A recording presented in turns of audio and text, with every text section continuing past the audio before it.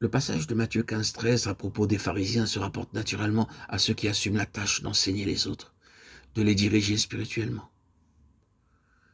Les pharisiens étaient précisément de cela. Ils avaient pris sur eux de conduire les autres en matière de religion.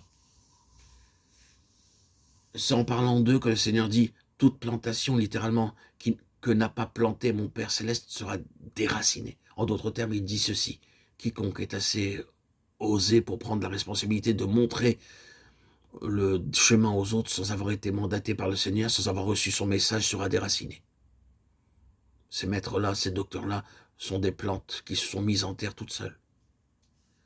C'est de la génération spontanée.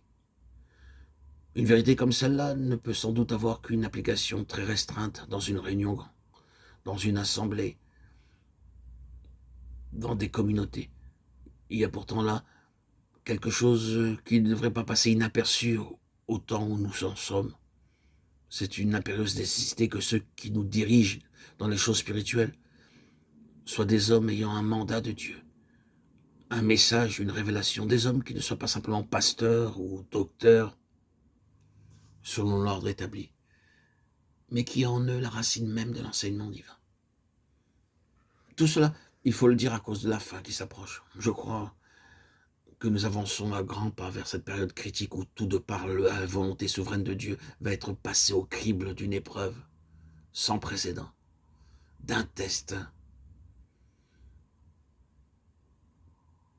Tout en fait de tradition, tout en fait de profession de foi, tout en fait de vocation. Tout le monde sera mis à l'épreuve, testé, quand les vents de Dieu se mettront à souffler. Aïe, quel vent! Oui, les vents de l'erreur. Ce n'est peut-être pas Dieu qui envoie l'erreur, mais il la laisse passer.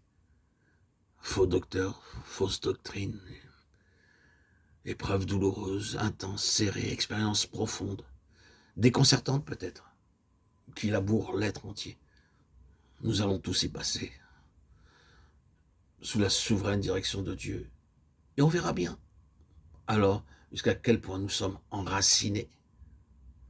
Cette sorte-là d'épreuve, cette sorte-là de test, accomplira de deux choses l'une, bien-aimés frères et sœurs en Christ, ou bien elle va nous emporter à tout vent, ou bien elle va nous enraciner encore plus profondément. Et pour finir, il ne subsistera plus rien qui rende l'épreuve nécessaire. Oh frères et sœurs en Christ bien-aimés, auditeurs, auditrices, mes chers amis, que Dieu fasse de nous des hommes et des femmes qui poussent encore des racines par-dessous et portent du fruit par-dessus.